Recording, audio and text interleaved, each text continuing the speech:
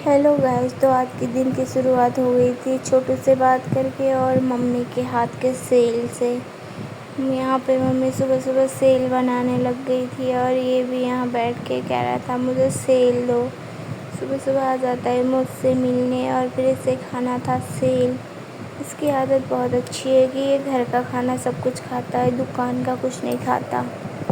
बच्चों में ऐसी आदत होती नहीं, लेकिन बहुत अच्छी आदत है इसमें। तो फिर हम दोनों ने सुबह यहाँ पे बैठ के सेल खाए।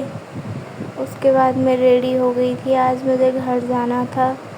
फिर ये मम्मी ने देली पूजने के लिए चावल दिए और गौरा के टाइम पे हमारे छौ रखी थी, तो मम्मी ने सर पूज दिया। यहाँ पे मम्मी ने टीका लगाया, मुझे एक टीका लगाया, दूसरा लगाते हुए गिर रहा था। ऐसा भी कैसे होता है। फिर मम्मी ने ज़बरदस्ती टीके लगाए, मुझे लगाया, ढेर सारा आशीर्वाद दिया। उसके बाद मेरे पति देव को लगाया। टीका लगाने के बाद मम्मी ने मुझे दक्षिणा भी दी।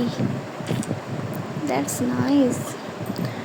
और उसके बाद बारी थी मेरे पति देव के। तो रेडी होके हम घर जाने के लिए रेडी होके बैठे थे। अब पता नहीं हम दोबारा कब आएंगे, क्या करें। नेपाल से इंडिया शादी करके तो फंस गई मैं।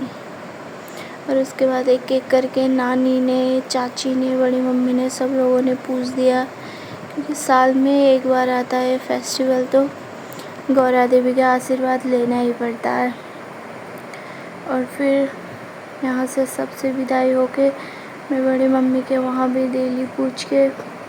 यह हमारी एक कल्चर है, जब बेटी घर मायके से अपने घर जाती है तो देली मायके की दरवाजे देली कहते हैं, जो चावल से पूजते हैं। और फिर लास्ट में तुलसी देवी को पूजते हैं। और फिर हम यहाँ पे रोड पे पहुँच चुके थे, ऑटो के वेट पे थे, ऑटो भी आ चुकी थी। हम ऑटो में बैठ गए थे। देखो इन्हें फ़ोन में ही बिज़ी रहते। फिर हम चाची से मिलने गए थे। ये हमारी प्यारी ननंद के बेटे और बेटी है, जो फ्लैग बना रही थी, होमवर्क कर रही थी, लेकिन यहाँ पे उसका भाई उसे डिस्टर्ब कर रहा था। सबसे मिलने के बाद हम चले गए थे मोमोज खाने।